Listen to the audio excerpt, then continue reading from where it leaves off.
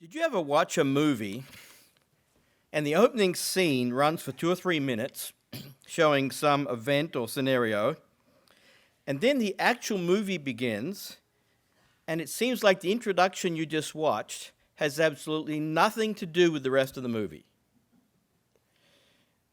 It's a different time of year, there are different actors, or they're different ages, or they're in a different country, and you say to yourself, what on earth did that introduction have to do with the movie? However, at the very end of the movie, it all makes sense. And you know why they put that at the beginning. And it comes full circle. Well, here's my introduction that will probably at first seem to have nothing to do with the sermon. But hopefully it'll come full circle at the end. On November 10 of 1982, Pope John Paul II went to Spain where he gave an impassioned speech. Here is part of what he said in the presence of King Juan Carlos and representatives of European organizations and universities. And these words actually became the high point of the papal tour. Here's part of what he said. I, Bishop of Rome and pastor of the Universal Church, from Santiago issued to you, old Europe, a cry full of love. Find yourself. Be yourself. Discover your origins. Give life to your roots. Revive those authentic values that gave glory to your history and enhanced your presence on the other continents. So that's a quote from the New York Times of November 10, 1982, that same day. And you can read, lots of newspapers quoted him saying this. The Pope said, Europe, give life to your roots.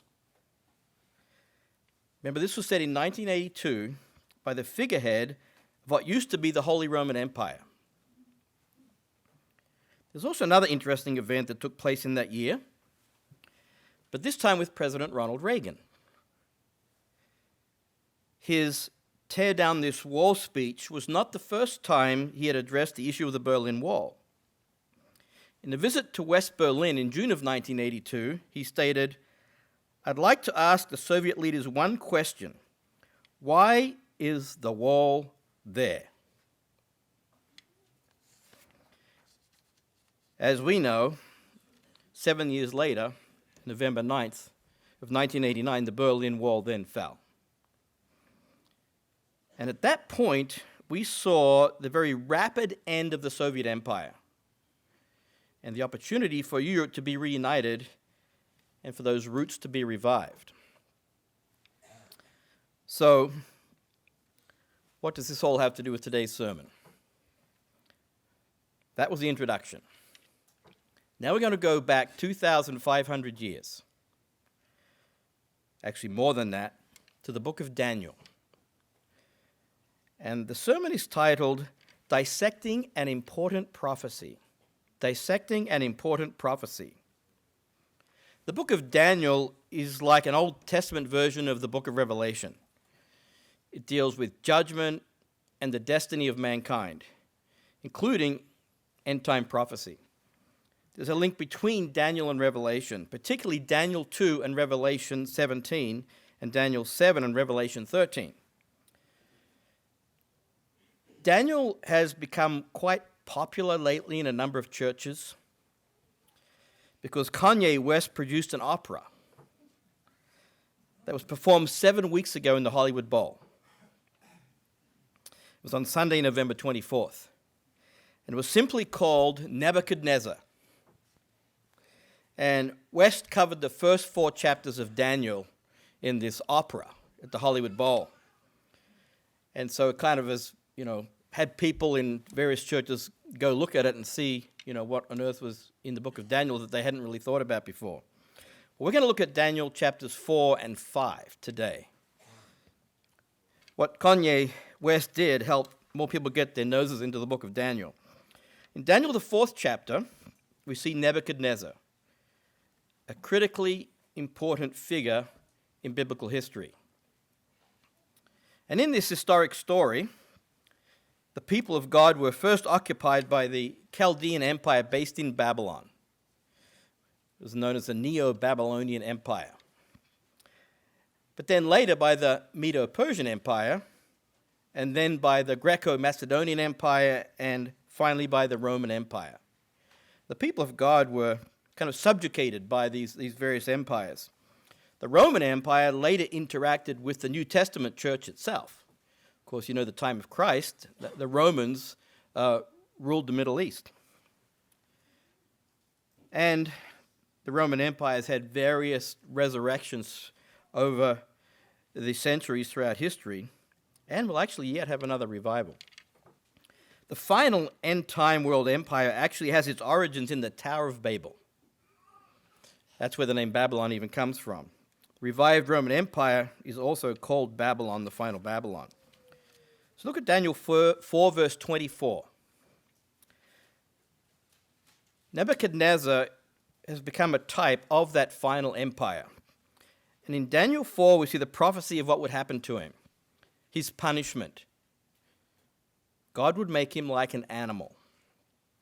In Daniel 4, verse 24, Daniel said, "Here's the interpretation of your dream, O King Nebuchadnezzar. And this is the decree of the Most High," capital M, capital H. This is God speaking, "which has come upon my Lord the King. Verse 25, they shall drive you from men, your dwelling shall be with the beasts of the field, and they shall make you eat grass like oxen. They shall wet you with the dew of heaven, and 7 times shall pass over you, till you know that the Most High rules in the kingdom of men." Not you. "And God gives to whomever he chooses." So the problem with Nebuchadnezzar was his arrogance. He was a megalomaniac, obsessed with his own power. And it was during one of these self-aggrandizing speeches that God finally said, "That's enough," and took basically his human spirit from him, and he became like an animal. He went from being ruler of the Babylonian Empire to nothing. He, in effect, lost his mind and was literally like an animal for 7 years, for 7 times. And then his sanity was restored. He repented of his former attitude. Nebuchadnezzar was restrained for those 7 biblical times or years. Let's go back a verse to verse 23 from where we started and look at the important symbolism of a tree and what he's done with it to restrain it. Verse 23, "And inasmuch as the king saw a watcher, a holy one, coming down from heaven and saying," quote, and this is repeating the prophecy from earlier in the chapter that is being interpreted, "Chop down the tree and destroy it, but leave its stump and roots in the earth, bound with a band of iron and bronze in the tender grass of the field. Let it be wet with the dew of heaven. Let him graze with the beasts of the field," Nebuchadnezzar, "till 7 times pass over him." So if we look at this tree stump and its roots as a dual prophecy of the end-time Babylon, and not just Nebuchadnezzar's Babylon, we see that a restraint occurs for 7 biblical times, which are longer than just simple years now. There's a restraint upon Nebuchadnezzar and upon the entire empire. It's interesting, you see here in verse 23, the band around the tree stump is made of iron and bronze. The iron is the more dominant, stronger metal binding it. And as we understand from prophecy, the final empire of our world, the Roman Empire, is represented by iron. It has various resurrections, and it's the one found at the end time. And it will have 10 toes of iron and clay. Now, these prophecies of the Bible all fit together in an amazing way. The Romans, the Iron Empire, preserved much of the Greek civilization when they took over. The Greeks were the Bronze people, the Bronze Empire in the prophecies. Those 2 metals are restraining the tree for 7 biblical times. And this is all part of the historical picture as it unfolds. Now look at verse 36. At the end of the chapter, Nebuchadnezzar comes back into sanity. Verse 36, "At the same time, my reason returned to me," says Nebuchadnezzar, "and for the glory of my kingdom. My honor and splendor returned to me. My counselors and nobles resorted to me. I was restored to my kingdom, and excellent majesty was added to me." Verse 37, "Now I, Nebuchadnezzar, praise and extol and honor the King of heaven." He says, I don't have such a big head anymore. All of those words are truth, and his way is justice. And those who walk in pride, he is able to put down. No kidding. Nebuchadnezzar learned his true place before God. And he could be grateful here that his counselors and staff remained loyal to him during those 7 years, so that when he returned, they were still there to support him when he resumed control. When we get into the 5th chapter, we find that his grandson, Belshazzar, had not learned that lesson. Belshazzar was a son of Nebuchadnezzar's, but more literally his grandson. Here it calls him his son or his father. He was actually a grandson. Nabonidus was Belshazzar's actual dad, but Nabonidus was not in Babylon when it fell. When Babylon fell, Belshazzar was the one who was in charge. Look at Daniel 5, verse 1. And Belshazzar is kind of acting like his grandfather Nebuchadnezzar before he was humbled. Daniel 5, verse 1, "Belshazzar the king made a great feast for 1,000 of his lords, and he drank wine in the presence of the 1,000. And while he tasted the wine, Belshazzar gave the command to bring the gold and silver vessels which his father Nebuchadnezzar had taken from the temple, which had been in Jerusalem, that the king and his lords, his wives, and his concubines might drink from them." What a great idea, huh? We'll see. This was evidently, by the way, around the time of the new moon of the 7th month, around the time of the Feast of Trumpets, on, as we would think of it today, September, October. Verse 3, "Then they brought the gold vessels that had been taken from the temple of the house of God which had been in Jerusalem, and the king, Belshazzar, and his lords, his wives, and his concubines drank from them. They drank wine and praised the gods of silver," or the gods of gold, silver, bronze, and iron, and wood and stone. So this was obviously a terrible, ungodly use of these temple artifacts.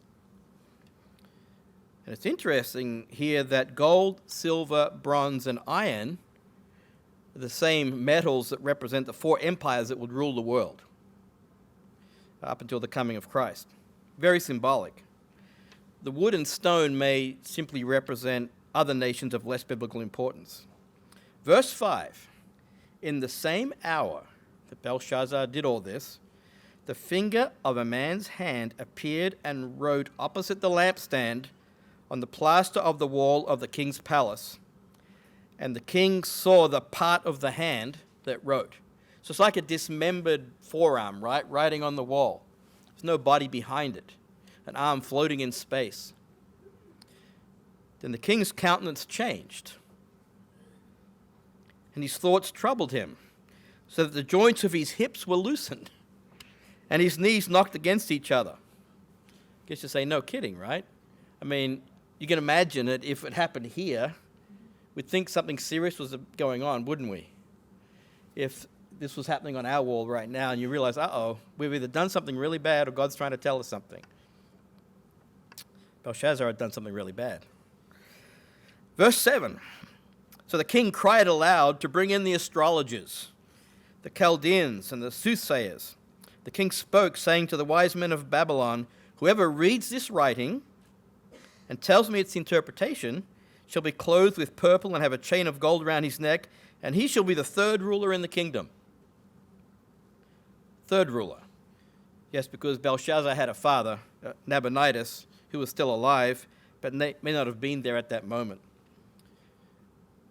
Belshazzar was king in the area, but his father was over him. So whoever will be next in line in throne to the kingdom will be the third in line.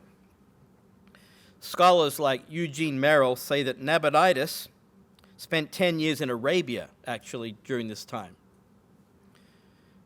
His enemy, Cyrus, was busily amassing the Persian Empire over to the east.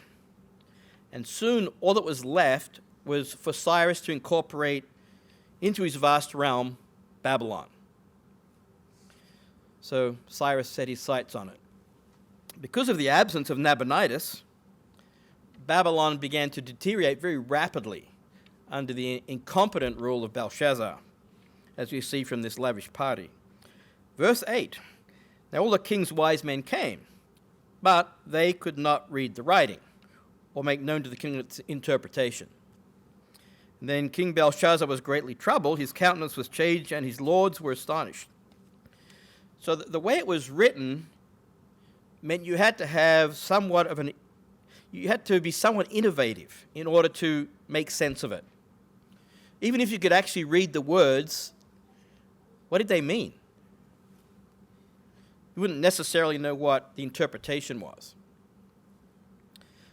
Verse 10, the queen, because of the words of the kings and his lords, came to the banquet hall.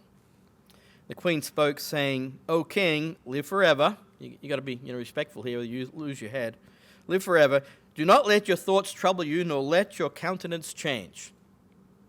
Now this is most likely Belshazzar's mother, not his wife, especially since his mother was more familiar with the important history of the empire than was Belshazzar.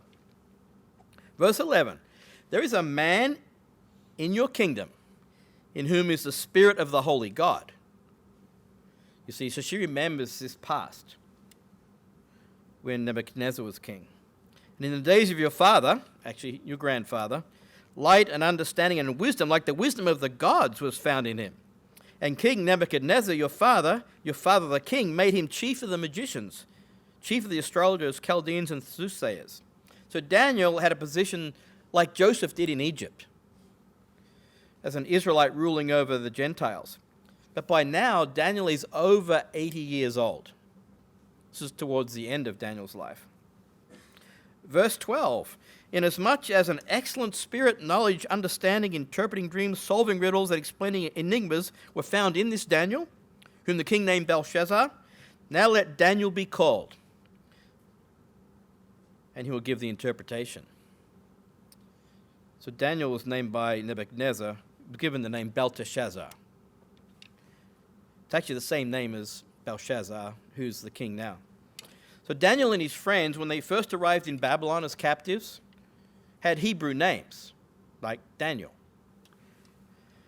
The conquering empire gave them Aramaic names with pagan significance. And so Daniel's name was changed by the king to Belteshazzar, meaning Baal, protect the king.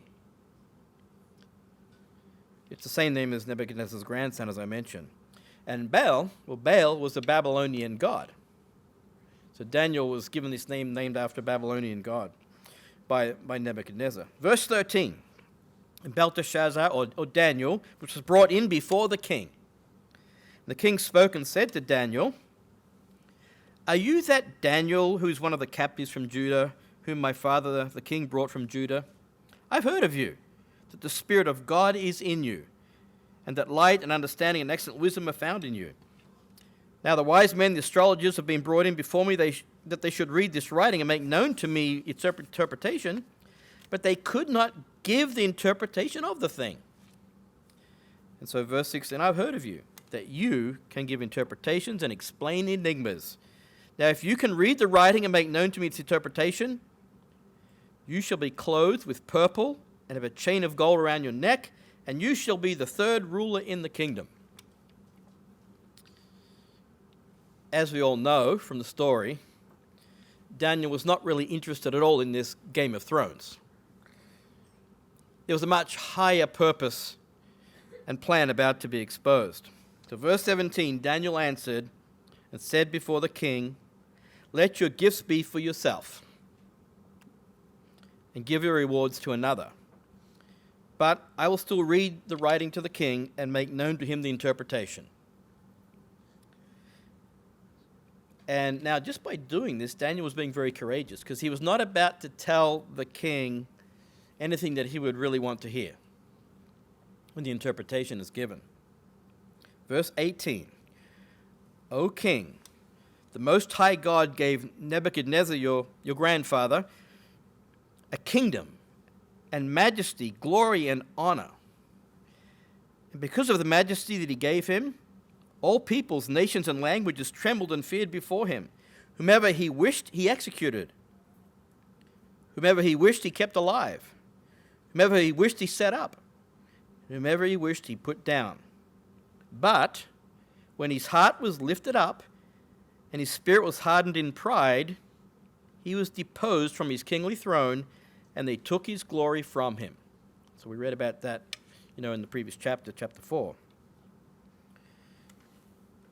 After that, Nebuchadnezzar was allowed to resume his throne, after being made like an animal, like a beast. But not until a period of 7 times had passed. Verse 21, Daniel's telling Belshazzar, then he was driven from the sons of men, his heart was made like the beasts, and his dwelling was with the wild donkeys. They fed him with grass like an oxen, and his body was wet with the dew of heaven, till he knew that the Most High God rules in the kingdom of men and appoints over it whomever he chooses. Verse 22, but you, his son Belshazzar, have not humbled your heart, although you knew all this. So evidently Belshazzar should have known what happened to his grandfather.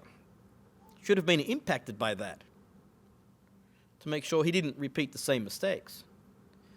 Because if the king goes insane, loses his mind for 7 years, you're going to think the family knows about it. You think his grandson would have known the story. But he chose to ignore that history. Verse 23, and you have lifted yourself up against the Lord of heaven.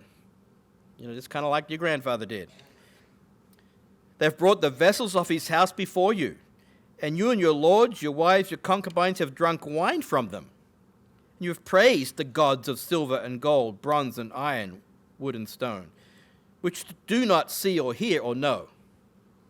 And the God who holds your breath in his hand and owns all your ways, you have not glorified. I love the way that's put at the end of verse 23. God holds our breath in his hand. And it doesn't take much to take that breath away. Verse 24. Then the fingers of the hand were sent from him. This writing on the wall, just so you know, Belshazzar, comes from God. And this is the thing that was written. This is the inscription that was written. Verse 25, MENE, MENE, TEKEL, UPHARSIN. So now Daniel translates and interprets the 4 words on the wall. That people could read it, but they didn't know what it meant or didn't make any sense to them, couldn't interpret it. Verse 26, this is the interpretation of each word. MENE, M-E-N-E, or minor, God has numbered your kingdom and finished it. 27, TEKEL, you have been weighed in the balances and found wanting. 28, Perez, and Perez is the same Chaldean root word as UPHARSIN mentioned in the previous verses. UPHARSIN and Perez are from the same Chaldean word, which means your kingdom has been divided and given to the Medes and Persians. So that's the enemy, Cyrus's kingdom, right, to the east, and Cyrus sure wanted Babylon. Verse 29, then Belshazzar gave the command, and they clothed Daniel with purple and put a chain of gold around his neck and made a proclamation concerning him that he should be the 3rd ruler in the kingdom. So this is the straightforward, reasonable explanation. Belshazzar's reign is about to suddenly end. The Babylonian Empire is about to be conquered by Cyrus, by the Medes and Persians. But we can further dissect this important prophecy. There's more underneath the surface here to study. MENE, TEKEL, and UPHARSIN are also monetary weights, or dollar amounts, shall we say. These words here have double meaning. Now recall that Daniel said Babylon had been weighed in the balance, like weights on a scale at the marketplace. When you consider these as monetary weights, it's interesting to see and note that they add up to a surprising total. Now, tekel is the translation of shekel. And in Israel, they still use shekels today, right? A mina or a MENE in Babylon has been shown to be 50 shekels. And 50 was the standard number of Hebrew minas for a shekel too. UPHARSIN or Perez denotes a half mina, which would be 25 shekels. So you notice the tally. We've got a mina, 50 shekels, another mina, 50 more shekels, a shekel, and a UPHARSIN or a half shekel of a half mina, 25 shekels. That adds up to 126 shekels. 50 plus 50 plus 1 plus 25. 126 shekels. The smallest monetary weight measurement unit, like the penny for us today, were gerahs, G-E-R-A-H-S. Their pennies were called gerahs. And a shekel is 20 pennies, or 20 gerahs. And you can read about that in Exodus 30, verse 13, if you want to. Exodus 30, verse 13 says that a shekel has 20 gerahs. So 126 shekels would be 126 times 20, which is 2,520 gerahs. 2,520 of these pennies. Remarkably, this parallels the explanation of the 7 times of Daniel 4 in the previous chapter, with the tree stump roots and Nebuchadnezzar's insanity, as meaning a 2,520-year judgment on Babylon from its ancient fall to modern times. So stay with me here. We'll look at the meaning of 7 times here in a moment in a bit more detail. But here's what's important. Babylon fell that night. It fell in the autumn of 539 BC, probably at the time of the new moon of the 7th month, which is the Feast of Trumpets time for us. It was dark, no moonlight, which greatly helped Cyrus and his army to conquer. And it's an amazing story what happened. You can read it some other time. But humanly speaking, this didn't seem possible. Babylon was the greatest city of its day, like Imperial Rome at its height centuries later. It was the most important trade center and the greatest cultural and tourism center, with its renowned hanging gardens, right? You've heard of them, and other remarkable works. And the enormous city with its towering and impregnably thick walls, endless fortifications, great troop strength, and vast population seemed unconquerable. And indeed, Babylon had many years of food stored within its walls, along with an endless supply of fresh water, with the Euphrates River, which went right through the middle of the city. As the Medo-Persian army advanced, there was no real concern within the city. Belshazzar was having a big party. And given Babylon's unparalleled defenses and staggering prosperity, the idea that the city could fall was absurd. But guess what? The handwriting was on the wall. And of course, Daniel 5 is the origin of that very popular statement even used today. The impossible was going to happen. Babylon, the greatest national power the world had ever seen, was about to fall. And of course, it's a great lesson to all nations, including the leading nation on earth today, the United States. For when God says it's over, it's over. And if God wishes, it can be almost in an instant. The Iranians of today are the descendants of the ancient kingdom of Persia. They conquered Babylon that night in 539 BC. And then they ruled the world of the Middle East for a period of several hundred years until they were conquered by Alexander the Great of Greece in 333 BC. And of course, then later on, the Romans overtook the Greeks. Getting back to MENE, TEKEL, UPHARSIN, we'll see that that number of days represents 7 biblical times. 7 biblical times adds up to 2,520 days.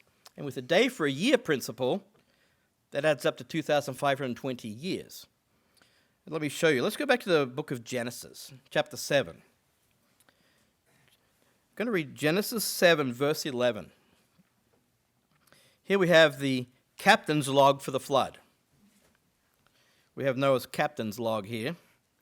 And these are not star dates. These are deluge dates, okay?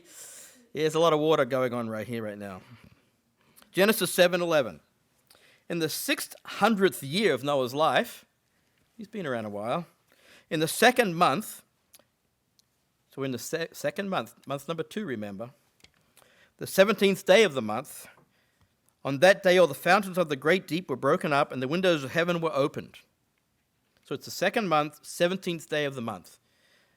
Now we're going to go ahead 150 days to Genesis 8, verse 3.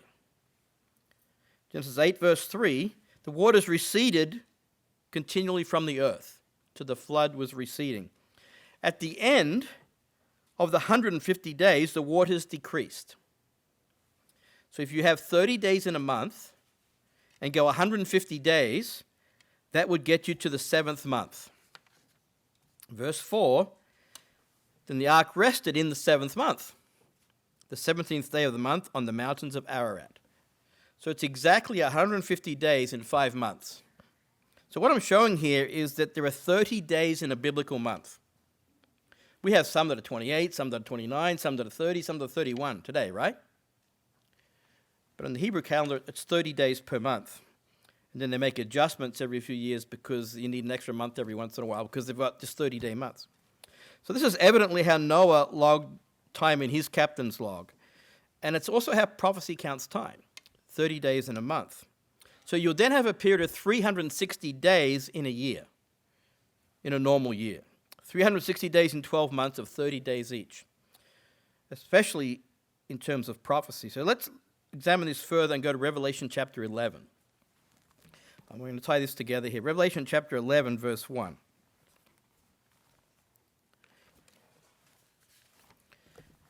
Revelation 11, verse 1. Then I was given a reed like a measuring rod, and the angel stood saying, of course this is John here, this being revealed to him, rise and measure the temple of God, the altar, and those who worship there, but leave out the court which is outside the temple. Do not measure it, for it has been given to the Gentiles. And they will tread the holy city underfoot for 42 months. So 42 months is 3.5 years. Yep. Verse 3, and I'll give power to my 2 witnesses, and they will prophesy 1,260 days, clothed in sackcloth. So that's also 3.5 years if you have exactly 30-day months. 1,260 days is 3.5 years exactly. So in prophecy, 3.5 years is also known as 3.5 times, as we'll see next. Look at Revelation 12. Go across the page to Revelation 12, verse 6. Here we'll see times mentioned. Then the woman fled into the wilderness, where she has a place prepared by God, that she should feed. They should feed her there 1,260 days. That's 3.5 years. Jump down to verse 14. But the woman was given 2 wings of a great eagle. This is where we get the idea of a place of protection, right? That she might fly into the wilderness to her place where she's nourished for a time and 2 times and a half a time. A time, a times, and a half a time from the presence of the serpent. So we have a parallel of 1,260 days, which is 3.5 years, and 3.5 times, all the same period, all the same length of time. So we're seeing a biblical time as a year of 12 months with 30 days each. All of these tie in together.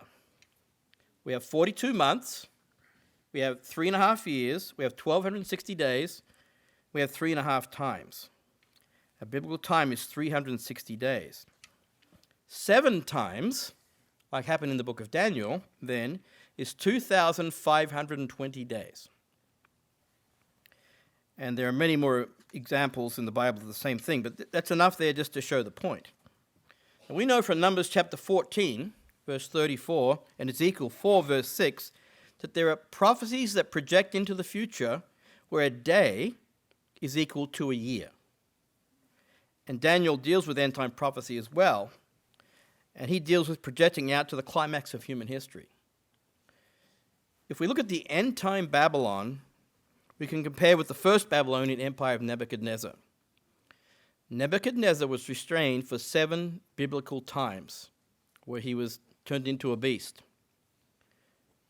2,520 days is how long he was like that. And in the biblical day for a year principle, that's 2,520 years. Babylon fell around the time of the Feast of Trumpets of 539 BC. Project forward 2,520 years, and there's no year zero. You go from 1 BC to 1 AD, so you don't count that year zero. And you come up with 1982. If you do a Google search to see what was going on in the world in 1982, it's very interesting.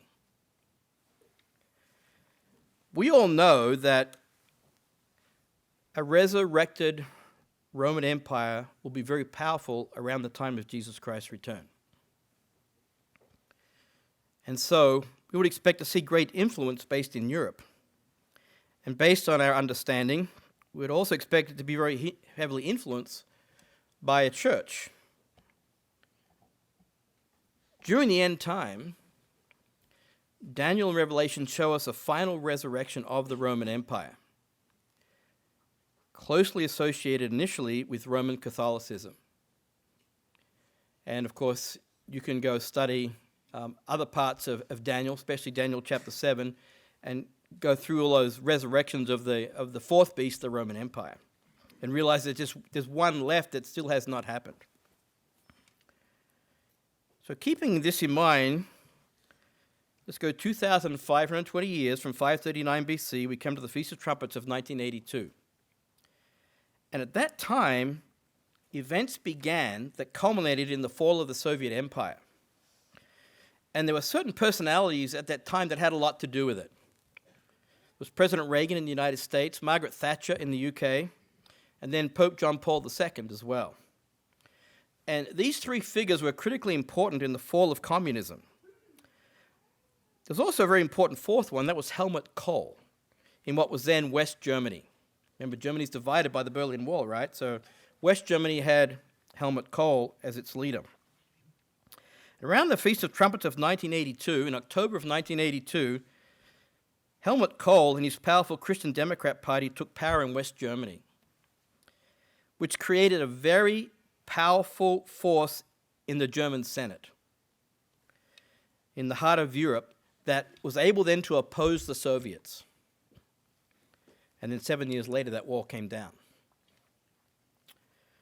Remember, November 10, 1982, the Pope, the head of the Roman Church, an extension of Babylon, went to Spain where he gave his famous speech. The Pope said, "Be yourself. Discover your origins. Give life to your roots. Revive those authentic values that gave glory to your history and enhance your presence on the other continents. Europe, give life to your roots." Those roots were dormant for 2,520 years from that tree stump. The Pope's speech was almost 2,520 years to the day from when the prophecy of the tree roots was given to Daniel. And remember the other interesting event that took place that year, 1982. Ronald Reagan stated, "I'd like to ask the Soviet leaders one question: why is the wall there?" And in many respects, this event, along with the Pope, set the stage for the restraints of 2,520 years earlier to be taken off Babylon. And 7 years later, November 9, 89, the Berlin Wall did fall. And at that point, we saw the very rapid fall of the USSR, of the Soviet Empire. New Europe has been given a chance to revive its power. First, it was the economic community. Then it became the European Union. It takes time for these kinds of things to happen. It can take years, decades. But the door has now been opened. The restraints are off. Now, I'm not saying the Pope's speech or President Reagan's proclamation are direct fulfillments of Daniel's prophecy. But it's interesting that 1982 signals the end of those 2,520 years of restraint. And the ancient Holy Roman Empire has now begun to reawaken. Just a very interesting connection when you look at it prophetically. The Bible shows an end-time brief union of 10 kings or 10 nations or 10 groupings of nations in that final resurrection of the Romans. 10 important rulers will come together for a brief period. Right now in the news, there's a lot about China, a lot about Russia. China's building up its military, building aircraft carriers, new submarines. But don't forget that the 200 million man army for the East comes later. First comes a resurrection of the Roman Empire, in fact, the Holy Roman Empire, where the church has backed it.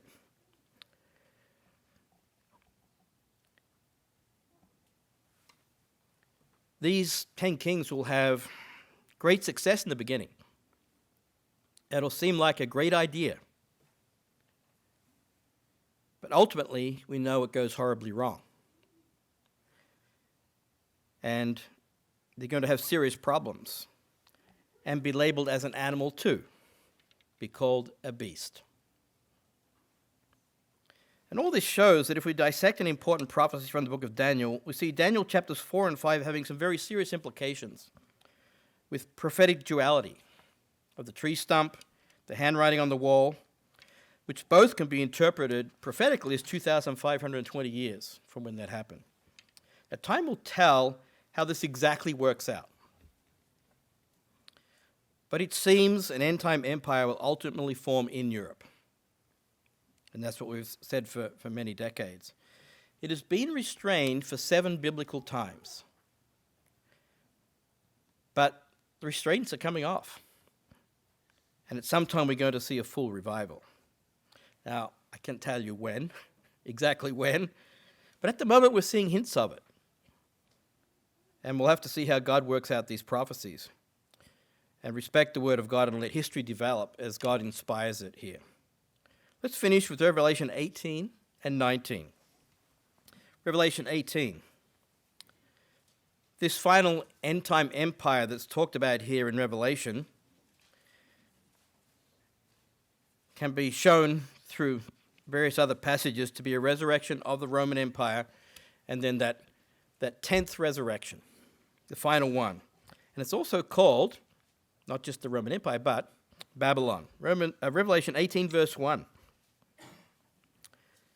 After these things I saw another angel coming down from heaven, having great authority, and the earth was illuminated with his glory. Verse 2, he cried mightily with a loud voice, saying, Babylon the Great is fallen, and has become a dwelling place of demons, a prison for every foul spirit, and a cage for every unclean and hated bird. So here we have the final gasp, the final fall of the Roman Empire, of Babylon. The final Babylon. It's a side note. So you notice at the end of verse 2, unclean food is mentioned. So unclean food is mentioned in Genesis and in Revelation. So go figure. The Bible is consistent with its dietary laws from start to finish. Of course, that's a subject for another day. Look at Revelation 19 now. Final passage. So the last of the world's kingdoms has fallen. Babylon the Great is fallen. In Revelation 19, verse 1, after these things, I heard a loud voice of a great multitude in heaven saying, Alleluia! Salvation and glory and honor and power belong to the Lord our God. So here in Revelation 19, we read about the final triumphant return of Jesus Christ. The triumph of Jesus Christ, who is our personal Savior. He's our Lord and Master, our High Priest, and our coming King. And that will be, the final superpower will be Jesus Christ's kingdom. And so we can have a better understanding of end-time prophecy as we dissect this prophecy of Daniel. And what we've covered here today is very interesting information, helpful for us. But let's respect that fulfilled prophecy is one of the proofs of God's word.